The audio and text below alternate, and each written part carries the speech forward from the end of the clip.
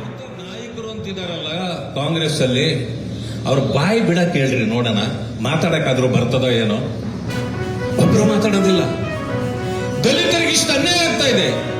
AICC ಅಧ್ಯಕ್ಷರು ಕೂಡ ಅವರು ಭಾಷಣ ಮಾಡಿ ಕೇಳ್ತಾರೆ, ದಲಿತರು ಬಹಳ ಅನ್ಯಾಯ ಆಗ್ತಾ ಇದೆ ದೇಶದಲ್ಲಿ ಅಂತ. ಯಾರು ಅನ್ಯಾಯ ಮಾಡಿದ್ದು? 65 ವರ್ಷಗಳ ಕಾಲ ಭಾರತೀಯ ಜನತಾ ಪಕ್ಷ ಆಡಳಿತ ಮಾಡಿದ್ಯಾ? ದಲಿತರಿಗೆ ಅನ್ಯಾಯ ಮಾಡಿದ್ಯಾ? ಮೋಸ ಮಾಡಿದ್ಯಾ? ಹೇಳಿ, ಯಾರು ಅನ್ಯಾಯ ಮಾಡಿದ್ದು? ನಿಲ್ಲಿಸಬೇಕು. ಜಾತಿ ಗಣತಿ ಬಗ್ಗೆ ಇರ್ಬೋದು, ರಾಷ್ಟ್ರ ಮಟ್ಟದಲ್ಲಿ ನಿಮ್ಮ ನಿಲುವೇನು ಸ್ಪಷ್ಟಗೊಳಿಸಿ. ಆಮೇಲೆ ಇದು ಸರ್ವೆ ಇದೆ, ಸರ್ವೆನಲ್ಲಿ ಅಂಕಿಅಂಶಗಳು ಸರಿ ಇದೆಯೋ ತಪ್ಪು ಇದೆಯೋ ಅಂದ್ಬಿಟ್ಟು ಮಾನ್ಯ ಮುಖ್ಯಮಂತ್ರಿಗಳು ಕ್ಯಾಬಿನೆಟ್ನಲ್ಲಿ ಕೇಳಿದ್ದಾರೆ.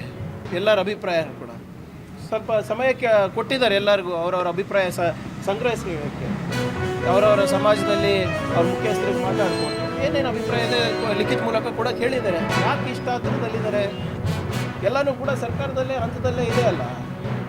ಏನಾದರೂ ಲೋಪ ಇದ್ದರೆ ಹೇಳಿ, ಪರಿಶೀಲನೆ ಮಾಡೋಣ.